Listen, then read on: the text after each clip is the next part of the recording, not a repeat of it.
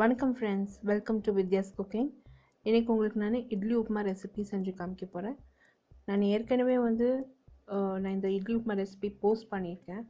But அது ரொம்ப old வீடியோவாக இருக்குது. ஸோ புது வீடியோ அண்ட் நியூ பிக்சர்ஸ் நான் என்னோடய ப்ளாகில் போஸ்ட் பண்ணிகிட்ருக்கேன். அதனால் இந்த இட்லி உப்புமா நான் திருப்பியும் தயார் பண்ணேன். நிறைய பேருக்கு நிறைய வெரைட்டிஸ் ஆஃப் இட்லி உப்புமா தெரியும். எங்கள் வீட்டில் இது சிம்பிளாக நாங்கள் பண்ணுவோம். நார்மலாக ஒரு நாள் ஓல்டு இட்லி இருந்தாக்கா இன்னும் நல்லா இந்த உப்புமா வரும். இதுக்கு தேவையான பொருட்கள் பார்த்திங்கன்னா, நான் எடுத்து எல்லாம் வச்சுருக்கேன், ரெடியாக வச்சுருக்கேன்.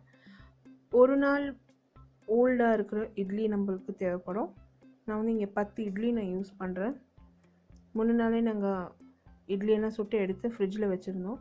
அதை எடுத்து இட்லி உப்புமா தயார் பண்ணுறதுக்கு முன்னாடி கொஞ்சமாக தண்ணி தெளித்து மைக்ரோவேவில் வச்சு 2 நிமிஷம் மைக்ரோவேவ் பண்ணியிருக்கோம். பொடியாக வெங்காயம் நறுக்கி வச்சுருக்கோம். பச்சை மிளகா சென்டரில் கீறி வச்சுருக்கேன். 2 இனுக்கு கருவேப்பிலை, வற்றல் மிளகா, கொஞ்சமாக பெருங்காயம், வேர்க்கடலை, கடலைப்பருப்பு, உளுந்து, கடுகு தாளிக்கிறதுக்கு கொஞ்சமாக மஞ்சள் பொடி தேவைப்படும். உப்புமா பேஸ் மசாலா நான் தயார் பண்ணிக்க போகிறேன். ஒரு பேனை மிதமான தீயில் ஹீட் பண்ணி 3 டேபிள் ஸ்பூன் அளவுக்கு எண்ணெய் விட்டுருக்கேன். இந்த ரெசிப்பியில் நான் புதுசாக சேர்த்துருக்கிறது வேர்க்கடலை. நார்மலாக அது எங்கள் வீட்டில் சேர்க்கறது இல்லை. பட் இங்கே கர்நாடகா அண்ட் ஆந்திர பிரதேஷ்லலாம் பார்த்திங்கன்னா இந்த வேர்க்கடலை நிறைய சேர்க்குவாங்க. அவங்களுக்கு ரொம்ப பிடிக்கும். நார்மலாக வேர்க்கடலை வறுத்துட்டு பொடி பண்ணிவிட்டு அது மாதிரி கூட சேர்க்குவாங்க. ஒன்றும் பாதியமாக அது வாயில் கடிக்கிறப்போ ரொம்ப நல்லாயிருக்கும். அந்த கடுகு, உளுந்து, கடலைப்பருப்பு, வேர்க்கடலை எல்லாம் ஒரே மொத்தமாக எண்ணெயில் சேர்த்துருக்கேன்.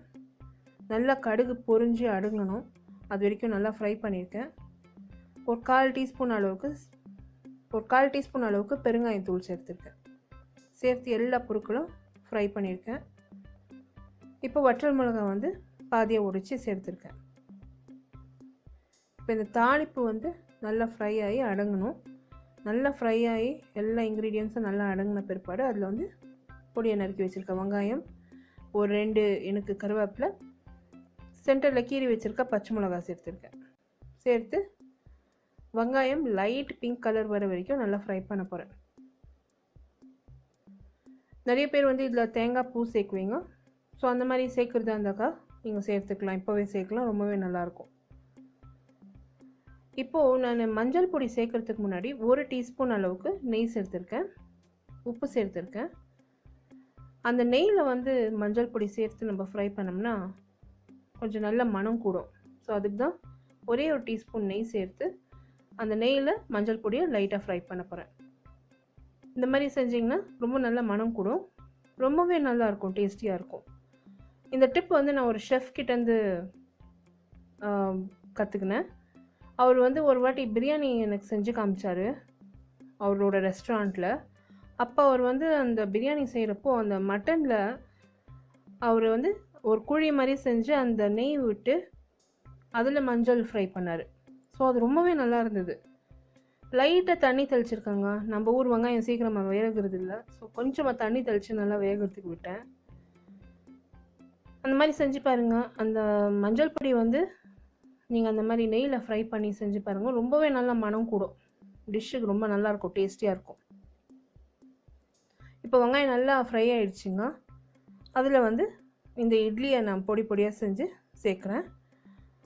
இந்த இட்லி ஒரு நாள் இட்லி இருந்தாக்கா நல்லாயிருக்கும். ஏன்னா ஒரு நாள் பழசாக இருக்கிற இட்லி நம்ம இந்த உப்புமாவில் சேர்த்தோம்னா நல்லா பொலன்னு நல்லாயிருக்கும். இட்லியை நம்ம எப்போவுமே எடுத்து ஃப்ரிட்ஜில் வைக்குவோம், அது ஒரு மாதிரி முறப்பாயிடும். ஸோ அம்மா என்ன பண்ணுவாங்க, கொஞ்சம் லைட்டாக தண்ணி தெளித்து மைக்ரோவேவில் ஒரு 2 மினிட்ஸ் வைக்குவாங்க. அப்படி இல்லைன்னா நீங்கள் ப்ரெஷர் குக்கரில் கூட ஸ்டீமுக்கு வைக்கலாம். ஒரே ஒரு 2 மினிட்ஸ் வச்சா போதும், நல்லா சாஃப்ட் ஆகிடும், ரொம்பவே சாஃப்ட் ஆகிடும். அப்போ தான் நீங்கள் இன்னும் இட்லி சுட்ட மாதிரி இருக்கும், ரொம்பவே நல்லாயிருக்கும். அந்த இட்லியை எடுத்து நல்லா பொடி பண்ணி நான் சேர்த்து இந்த உப்புமாவில் சேர்த்துருக்கேன். கொஞ்சமாக லைம் புழிஞ்சிருக்கேன். உப்பு செக் பண்ணி உப்பு சேர்த்துருக்கேன். இட்லி சேர்த்ததும் எல்லாம் மிக்ஸ் பண்ணிட்டேங்க. நல்லா மிக்ஸ் பண்ணி இதை நான் சர்வ் பண்ணிட்டேன். இந்த ரெசிபியின் டீட்டெயில் பார்த்திங்கன்னா என்னோடய ப்ளாகில் இருக்குது. Blog link description box below this video post பண்ணுறேன். அப்படி இல்லைன்னா I card above this video நீங்கள் கிளிக் பண்ணிங்கன்னா ப்ளாகுக்கு டைரெக்ட் பண்ணும். அங்கே இந்த ரெசிபி மட்டும் இல்லை, நிறைய ரெசிபீஸ் அண்ட் ரிவ்யூஸ் இருக்குது. என்னை வந்து சோஷியல் மீடியாவில் கூட லைக் பண்ணி ஃபாலோ பண்ணுங்கள். இன்ஸ்டாகிராம், ஃபேஸ்புக் அண்ட் ட்விட்டர் எல்லா லிங்க்ஸுமே நான் description box below this video கொடுக்குறேன். இந்த டீட்டெயில் ரெசிபி டிஸ்கிரிப்ஷன் பாக்ஸ்லேயும் இருக்கும். ஸோ வந்து எல்லா இடத்துலையும் இந்த ரெசிபி நான் வந்து போஸ்ட் பண்ணியிருக்கேன். யூடியூப் வந்து இப்போ நல்லா மானிட்டைஸ் பண்ணுறதுக்காக எல்லா இடத்துலையும் நம்மளுக்கு அந்த ஸ்பேஸ் கொடுத்துருக்காங்க ரெசிபி போஸ்ட் பண்ணுறதுக்கு. ஸோ ரெசிபி நான் போஸ்ட் பண்ணியிருக்கேன் டீட்டெயிலாக. கண்டிப்பாக இந்த ரெசிபி ட்ரை பண்ணிவிட்டு உங்களோட காமெண்ட்ஸ் எல்லாம் எனக்கு போஸ்ட் பண்ணுங்கள். நான் நிறைய டிப்ஸ் கொடுத்துருக்கேன் இந்த ரெசிபிக்கு. ஸோ எல்லாமே ட்ரை பண்ணிவிட்டு உங்களோட காமெண்ட்ஸ் எனக்கு போஸ்ட் பண்ணுங்கள். கடைசியாக வந்து இப்போ நான் கார்னிஷ் பண்ணியிருக்கேன் இந்த இட்லி உப்புமாவை. லைட்டாக பொடியை நறுக்குன மல்லியை தூவி கொஞ்சமாக எலுமிச்சம்பழம் சாறு விட்டு நல்லா மிக்ஸ் பண்ணி நான் சர்வ் பண்ணியிருக்கேன். இந்த ரெசிபி வீடியோ நீங்கள் பார்த்து என்ஜாய் பண்ணிங்கன்னா எனக்கு ஒரு தம்ஸ் அப் கொடுத்து சப்ஸ்கிரைப் பண்ணுங்கள். Description box below this video இல்லைனா I card about this video click பண்ணி என்னோட பிளாக் விசிட் பண்ணுங்கள். அடுத்த புதிய ரெசிபியோடு உங்களை நான் திருப்பியும் சந்திக்கும் வரை this is Vidya Lakshmi. Thank you so much for வாட்சிங். பை.